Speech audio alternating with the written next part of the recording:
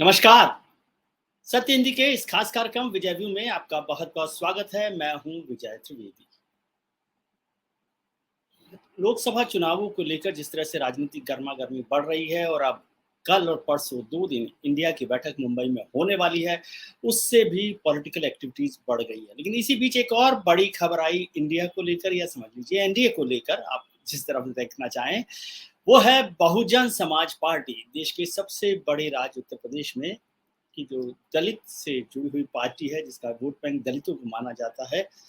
उसकी नेता, उसकी अध्यक्ष, बहुजन समाज पार्टी की अध्यक्ष मायावती जी ने स्पष्ट कर दिया है कि वो एनडीए या इंडिया के साथ चुनाव में नहीं जाएंगी, वो अकेले चुनाव लड़ेंगी। बल्कि उन्होंने कहा कि अभी जो 4 विधानसभा चुनाव भी हो रहे हैं, 4 राज्यों के, 5 राज्यों के, उसमें भी बहुजन समाज पार्टी अकेले ही चुनाव लड़ेगी। इसके साथ साथ वो किसी के साथ तालमेल नहीं करेगी, प्री पोल अलायंस इंडिया के साथ या एनडीए के साथ नहीं करेगी। आपको याद होगा कि कल इस बात की चर्चा हो रही थी कि उत्तर प्रदेश का कोई बड़ा दल इंडिया में शामिल हो सकता है, इंडिया यानी विपक्षी गठबंधन में शामिल हो सकता है, और लोगों को लग रहा था कि मायावती जी को उनको इस पक्ष में लाया जा सकता है। लेकिन मायावती जी ने एक बड़ा झटका दिया इंडिया को, और उन्होंने कहा कि वो इंडिया गठबंधन के साथ या एनडीए गठबंधन के साथ नहीं आएंगी, क्योंकि दोनों ही मौका परस्त और दलित विरोधी गठबंधन हैं।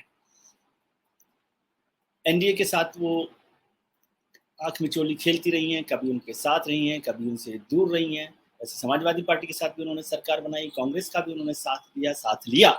लेकिन वो उनकी करीबी जो रिश्ते हैं वो बहुजन समाज पार्टी के भारतीय जनता पार्टी के साथ माने जाते हैं। भारतीय जनता पार्टी ने उन्हें 2-2 बार मुख्यमंत्री भी बनाया। ये अलग बात है कि दोनों ही बार उन्होंने डिच किया, लेकिन वो समझती है भारतीय जनता पार्टी की जो दलित का एक फ्लॉक है, एक बड़ा ब्लॉक है, एंड ब्लॉक वोट है, वो मायावती जी के साथ है। और मायावती जी ये समझती हैं कि जो बीएसपी का वोट है, दलित वोट है, वो किसी को ट्रांसफर तो किया जा सकता है, लेकिन वो दूसरी पार्टी का जो वोट है वो बीएसपी को ट्रांसफर नहीं होता। जैसा कि उनको लगा था पिछली बार 2019 के चुनाव में समाजवादी पार्टी के साथ गई थी, तो समाजवादी पार्टी का वोट बीएसपी को नहीं मिला, ऐसा उनको लगता है। और ऐसा ही उन्हें भारतीय जनता पार्टी और कांग्रेस के साथ भी लगता है कि कोई भी जो बड़ा दल है, वो उनका जो वोट बैंक है, उनका जो वोटर है, वो बीएसपी को वोट नहीं देता। जबकि बीएसपी का जो वोटर है, बीएसपी का जो वोटर है, वो उस पार्टी को, दूसरी पार्टी जिसके साथ मायावती जी जाना चाहती हैं, उसका साथ देता है, उसको वोट देता है।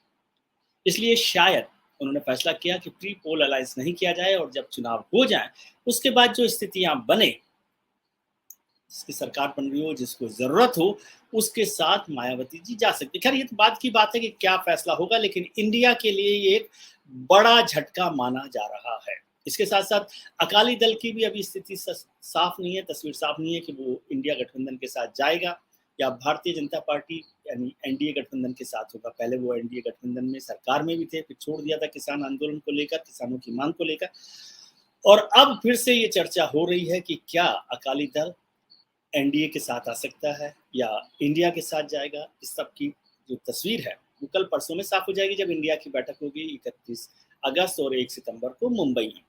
इंडिया गठबंधन जो है लगातार अपनी ताकत को बढ़ाने की कोशिश कर रहा है, अपनी पिक्चर को साफ करने की कोशिश कर रहा है। बताया जा रहा है कि 31 अगस्त और 1 सितंबर को वहाँ पर लोगो जारी किया जाएगा इंडिया का। हो सकता है कोई झंडा भी बनाया हो तो उसको भी लागू किया जा सकता है, और उसका कार्यक्रम है उसको भी साथ लाया जा सकता है। लेकिन उसमें एक खबर आ रही है कि पहले कहा गया था कि कोई संयोजक बनाया जाएगा, नीतीश कुमार जी का नाम सबसे ऊपर चल रहा था, फिर मल्लिकार्जुन खड़गे साहब का नाम आया, लेकिन अब कहा जा रहा है, ये भी कंफर्म नहीं है, लेकिन अभी कहा जा रहा है कि वहाँ पे कोई संयोजक नहीं होगा, बल्कि एक कमेटी होगी संयोजकों की। वो जो कमेटी है वो ही सारे फैसले लेगी।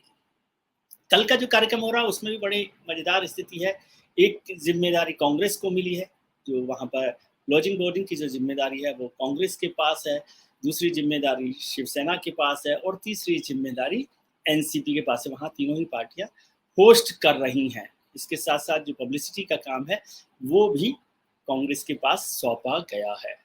कुछ झगड़ा इस बात को भी लेकर हुआ कि कुछ फोटोज जो है वो अच्छी नहीं आई हैं, तो कहा गया कि कुछ अच्छे फोटोग्राफर्स का इंतजाम किया जाए और अपने अपने दलों के नेताओं की फोटो अच्छे से आए इस कार्यक्रम में। कल और परसों का जो कार्यक्रम है 31 अगस्त और 1 सितंबर का, क्योंकि फोटो से मैसेज जाता है। वो ये था कि कल लालू यादव साहब पहुंच गए, तो वहाँ कांग्रेस के नेता संजय निरुपम साहब ने उनका स्वागत करने पहुंचे थे। एनसीपी के भी नेता वहां पर पहुंचे थे, शिवसेना के भी पहुंचे थे, लेकिन वो फोटो जो है सबसे अच्छी संजय निरुपम साहब के साथ छपी। तो आदित्य ठाकरे साहब को ये बात पसंद नहीं आई कि उनके जो नेता प्रतिनिधि वहां गए थे उनकी फोटो अच्छी नहीं छपी। तब कोशिश है कि कल जब हो तो सबकी फोटो अच्छी छपे, अच्छा चेहरा। अच्छी बात है, अच्छी फोटो सबको अच्छी लगती है और उससे एक अच्छा पॉजिटिव मैसेज भी जाता है। लेकिन ये बात सिर्फ पॉजिटिव मैसेज तक की है। एक और बड़ा झटका कुछ लोगों ने कहा कि इंडिया को लगा है कि जब प्रधानमंत्री की तरफ से यानी मोदी सरकार की तरफ से रसोई गैस के जो सिलेंडर हैं उसके दाम 200 रुपए कम कर दिए गए रक्षाबंधन के मौके पर। तो ये भी एक बड़ा झटका माना जा रहा है। हालांकि इंडिया ने कहा कि ये एक चुनावी कदम है, चुनाव को ध्यान में रखते हुए सरकार ने फैसला किया। 4.5 साल से वो जनता को लूट रही थी और अब 200 रुपए कम किए गए। लेकिन दूसरी तरफ इंडिया ने ये भी कहा कि ये इंडिया का दबाव है जो एनडीए सरकार पर काम कर रहा है। इस बात से इनकार नहीं किया जा सकता। जो राजनीतिक विश्लेषक कहते हैं कि एनडीए गवर्नमेंट को थोड़ा सा दबाव महसूस हो रहा है इंडिया के बनने से। लेकिन वो कितना दबाव होगा, क्या उसका काट होगी, और इसलिए हर बात की काट हो रही है। मुझे बताया गया कि कुछ ही दिनों में एनडीए भी एक बड़ी बैठक करने वाला है। उसमें उनके कार्यक्रम को, उसके आगे की बात की जाएगी। उनका एनडीए का नेता साफ है कि वहां नरेंद्र मोदी प्रधानमंत्री पद के उम्मीदवार होंगे। इंडिया के जो प्रधानमंत्री पद का उम्मीदवार है उस पर अभी कोई फैसला नहीं हुआ, बल्कि अभी तो संयोजक को लेकर भी कोई फैसला नहीं हुआ। लेकिन सब पार्टियां अपनी अपनी बात कर रही हैं। एक बड़ी खबर और आई इस बीच इंडिया की, जो ऑब्वियस सी थी, वो था दिल्ली को लेकर। दिल्ली में आम आदमी पार्टी के नेता मुख्यमंत्री अरविंद केजरीवाल साहब को लेकर खबर आई कि उनके जो चीफ स्पोक्स पर्सन है प्रियंका कक्कड़, उन्होंने कहा कि केजरीवाल साहब को प्रधानमंत्री पद का चेहरा बनाना चाहिए क्योंकि वो सबसे ताकतवर हैं और चैलेंजर हैं नरेंद्र मोदी के लिए। प्रधानमंत्री नरेंद्र मोदी के लिए वो चैलेंजर साबित होंगे, इसलिए अरविंद केजरीवाल जी को प्रधानमंत्री पद का चेहरा बनाना चाहिए, प्रधानमंत्री का चेहरा बनाना चाहिए, प्राइम मिनिस्टर कैंडिडेट बनाना चाहिए। यानी एक और बात हो गई। अभी संयोजक को लेकर फैसला नहीं हुआ है। अब एक अरविंद केजरीवाल साहब हैं जिन्हें पीएम का उम्मीदवार बनाना चाहिए। जनता दल यूनाइटेड पहले से ही कह रहा है कि नीतीश कुमार जी को प्रधानमंत्री पद का उम्मीदवार बनाना चाहिए। कांग्रेस के नेता बहुत बार कह चुके हैं कि राहुल गांधी से ज्यादा बड़ा या उपयुक्त कोई और चेहरा नहीं है पीएम पद के लिए। ममता बनर्जी कोलकाता में बैठकर दिल्ली आने के सपने देख रही हैं, ऐसा कहा गया है। ममता जी ने इस पर कुछ नहीं कहा, लेकिन ऐसी चर्चा हो रही है और वहां भी लोग चाहते हैं तृणमूल कांग्रेस के नेता कि ममता जी को अब दिल्ली पहुंचना चाहिए। तो क्या होगा? अभी तक तो इन एनडीए वाले बात कर रहे थे, मांग कर रहे थे कि आपका प्रधानमंत्री पद का चेहरा कौन होगा नरेंद्र मोदी के खिलाफ। लेकिन यहाँ तो बहुत सारे प्रधानमंत्री पद के चेहरे हैं जो अपने आप को या उनकी पार्टी उन्हें प्रधानमंत्री पद का या पीएम का चेहरा बनाना चाहती है। तो क्या इस पर कोई फैसला होगा? पीएम के चेहरे को लेकर क्या इंडिया में कोई एक सहमति बन पाएगी, या ये तय होगा कि चुनाव से पहले कोई पीएम का चेहरा नहीं लाया जाए और कोई एक कार्यक्रम पर या कोई एक नारे पर ये चुनाव लड़ा जाए? बहुत सारी मुश्किलें हैं, कोई इतना आसान काम नहीं है। अरविंद केजरीवाल साहब को आप जानते हैं कि उनकी जो पार्टी है आम आदमी पार्टी, वो कांग्रेस के खिलाफ लड़ाई लड़कर आगे बढ़ी है। उन्होंने दिल्ली में कांग्रेस की सरकार से छीनी और अपनी सरकार बनाई। पंजाब में भी इसी तरह से किया। इसके अलावा गोवा में, उत्तराखंड में और गुजरात में भी उन्होंने कांग्रेस के वोटों को नुकसान पहुंचाया बड़े हद तक। तो बार बार ये कहा जा रहा है कि कांग्रेस को कमजोर करने में लगे हुए हैं अरविंद केजरीवाल। अभी दो राज्य खासतौर से दिल्ली और पंजाब, वहां पर दोनों ही दलों की दावेदारी है, कांग्रेस की और पंजाब में भी कांग्रेस की, और दोनों जगह आम आदमी पार्टी की सरकार है। दोनों जगहों से कुल मिलाकर 20 सीटें, 13 सीटें पंजाब में और 7 सीटें दिल्ली में। तो इन 20 सीटों पर क्या ये दोनों पार्टियां कोई समझौता कर पाएंगी? 20 सीटों में कितनी सीटें कांग्रेस लड़ेगी, कितनी सीटें आम आदमी पार्टी लड़ेगी, या दोनों लोग अलग अलग चुनाव लड़ेंगे? या फिर कुछ लोग कहते हैं कि अरविंद केजरीवाल साहब अब इंडिया से बाहर यानी विपक्षी गठबंधन से बाहर निकलना चाहते हैं। उन्होंने राजस्थान में, मध्य प्रदेश में, छत्तीसगढ़ में विधानसभा चुनाव लड़ने की भी तैयारी कर ली है। उन्होंने ऐलान कर दिया कि उनकी पार्टी वहां पर चुनाव लड़ेगी। छत्तीसगढ़ में भी वो दौरा कराए, वहां तो गारंटी भी देकर आ गए हैं। मध्य प्रदेश में भी उन्होंने गारंटी दी और मध्य प्रदेश में चुनाव लड़ने की बात की है। इन तीनों राज्यों में भी कांग्रेस से ही उनका मुकाबला होगा। भारतीय जनता पार्टी और कांग्रेस टू पार्टी स्टेट्स हैं तीनों की तीनों। तो क्या वहां भी कांग्रेस को कमजोर करेंगे अरविंद केजरीवाल? और इस सब के बीच में यदि ऐसा होता है तो क्या वो राष्ट्रीय स्तर पर कांग्रेस के साथ समझौता कर सकते हैं? क्या वो कांग्रेस को सीटें देंगे या कांग्रेस उन्हें सीटें देगी? कौन कमजोर होता है, कौन मजबूत होता है?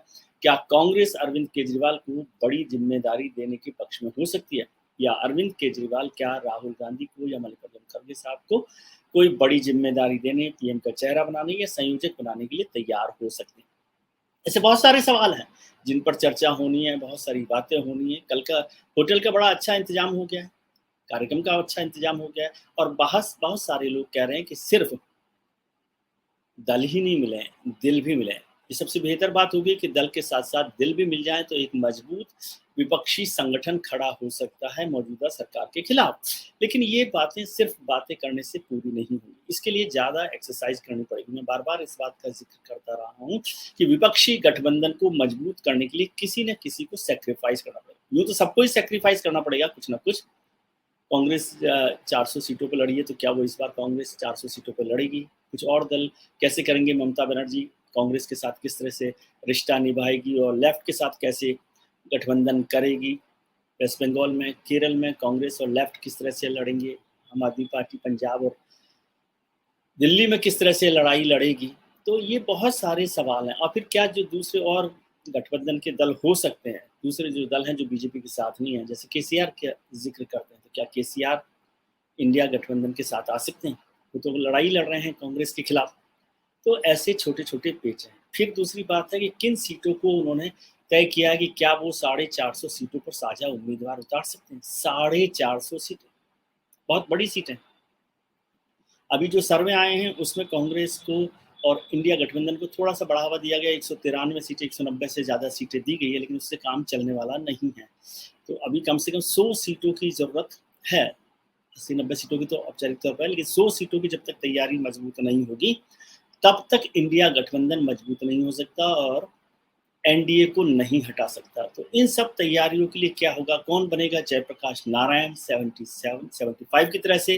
कौन बनेगा वीपी सिंह 1989 की तरह से? और कौन बन सकता है हरकिशन सिंह सुरजीत 96 की तरह से? यदि इनमें से कोई भी अपनी भूमिका तय कर ले या कुछ लोग मिलकर उनकी भूमिका तय कर लें, तो ये विपक्षी गठबंधन आगे बढ़ सकता है। वरना सपनों में देखने के लिए तो सब लोग प्रधानमंत्री बन सकते हैं। इन सपनों को हकीकत पर उतारने के लिए एक बहुत सोची-समझी ठोस राजनीति की ज़रूरत है, ठोस कार्यक्रम की ज़रूरत है। क्या अल्टरनेटिव कार्यक्रम इंडिया गठबंधन के पास होगा? मेरा कहने का मतलब ये नहीं है कि उनके पास नहीं है, लेकिन जनता ये जानना चाहती है कि उनके पास क्या अल्टरनेटिव गठबंधन है। और मैं इस बात से भी इत्तेफ़ाक नहीं रखता कि कोई टीना फैक्टर चुनावों में काम करता है, जिसे कुछ लोग प्रचार के लिए काम में लेते हैं कि there is no alternative for Narendra Modi. चुनावों में कभी नहीं हुआ कि टीना फैक्टर से काम चले, जनता तय करे और गठबंधन यदि विश्वसनीय हो, तो जनता उसको आगे बढ़ा सकती है, उसके साथ जाने के लिए तैयार हो सकती है। 75 में आपने देखा, वहाँ पर कोई बड़ा नेता नहीं था इंदिरा गांधी के खिलाफ, लेकिन एक बड़ी जीत मिली थी जनता पार्टी को और विपक्षी गठबंधन ने इंदिरा गांधी का सफाया कर दिया था। 1989 में राजीव गांधी जो हिंदुस्तान की आज़ाद हिंदुस्तान के सबसे बड़े बहुमत के साथ प्रधानमंत्री बने थे, उनको भी साफ कर दिया गया था 1989 में वीपी सिंह और जो गठबंधन था उसने। और 96 में अटल बिहारी वाजपेयी की सरकार तो बन गई 13 दिन में, लेकिन हरकिशन सिंह सुरजीत और उनके रणनीतिकारों ने उस सरकार को आगे नहीं चलने दिया और वहाँ पर गैर बीजेपी सरकार उन्होंने बना दी 96 में। देवेगौड़ा साहब वहाँ पर जब प्रधानमंत्री बने और उसके बाद गुजराल साहब प्रधानमंत्री बने। तो ऐसी सारी चीज़ें, इतिहास से बहुत कुछ सीखना होता है, इतिहास की गलतियों से भी सबक लेना होता है और इतिहास की गलतियों से सबक लेकर आगे भी बढ़ना होता है। लेकिन गठबंधन का पहला धर्म है सबके साथ सहयोग और खुद के लिए कुछ विथड्रॉ करने की, कुछ सैक्रिफाइस करने की हिम्मत और आदत होना। क्या इस सब पर विचार किया गया है इंडिया गठबंधन में? इंडिया गठबंधन में यदि इस पर विचार होगा, तो हो सकता है कि एक मजबूत गठबंधन आगे आने वाले दिनों में हमें देखने को मिले। देश को भी इंतज़ार है कि क्या कोई विपक्षी गठबंधन मोदी सरकार को एक कड़ी चुनौती दे सकता है। कल और परसों की बैठक में बहुत कुछ तस्वीर साफ होगी, उस पर भी हम चर्चा करते रहेंगे। आप हमारे साथ बने रहिए सत्येंद्र के साथ हर दिन चुनाव की, राजनीति की और देश की सब खबरों के लिए। आज के लिए इतना ही। उम्मीद करता हूँ कि आपके लिए आने वाला कल आज से बेहतर होगा। आप अपना ख्याल रखिए और उनका ख्याल रखिए जो आपका ख्याल रखते हैं। नमस्कार, शुक्रिया।